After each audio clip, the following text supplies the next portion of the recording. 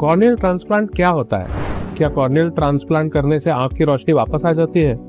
क्या डोनर मिलना बहुत आसान होता है? कौन से भाग का कॉर्निया का बदलाव किया जा सकता है? किस किस प्रकार की सर्जरीज होती हैं? ये सब आम क्वेश्चंस हमको पेशेंट्स और उनके रिलेटिव्स पूछते हैं।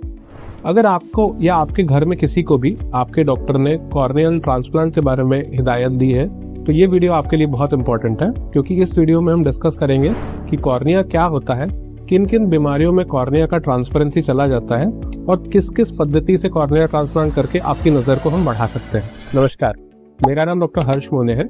मैं आई सर्जन एवं कॉर्निया ट्रांसप्लांट सर्जन हूँ और पिछले करीबन 13 साल से मैं विभिन्न प्रकार के कॉर्निया ट्रांसप्लांट के ऑपरेशंस करता आ रहा हूँ। कॉर्निया क्या है? कॉर्निया आपके आँख के काले भाग को बोला जाता है, जो आपके आँख का सबसे आगे वाला भाग है। ये करीबन 70% पावर को कंट्रीब्यूट करता है अपनी आँख के, और वो आँखों में रोशनी को पीछे पर्दे पर फोकस करने में मदद करता है।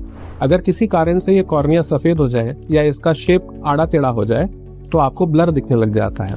आखिर कॉर्निया के डैमेज होने से क्या असर पड़ता है? कॉर्निया एक कांच जैसा पारदर्शी अंग होता है आँख का, जिससे लाइट आँख के पर्दे पे फोकस होती है। अगर इसकी ट्रांसपेरेंसी या पारदर्शिता चली जाए या इस पे स्कार हो जाए या इसका शेप आड़ा टेढ़ा हो जाए तो आपको धुंधला दिखने लग जाता है और कई मौकों पर तो दिखना बिल्कुल बंद हो जाता है।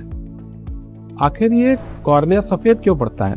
तो अगर आँख के काले भाग पे चोट लग जाए, उसमें पस पड़ जाए या इन्फेक्शन हो जाए या किसी प्रकार का शेप बिगड़ जाए या जन्मजात उसमें सफ़ेदी पड़ जाए तो आँख में लाइट ढंग से जाती नहीं है और इस कारण से कॉर्निया सफ़ेद हो जाता है।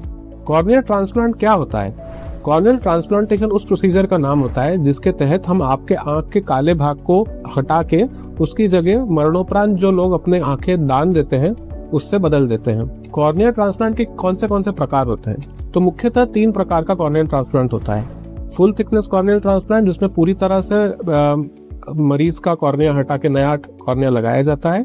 दूसरा होता है डैल्क, जिसमें सिर्फ आगे का 90% कॉर्निया बदला जाता है।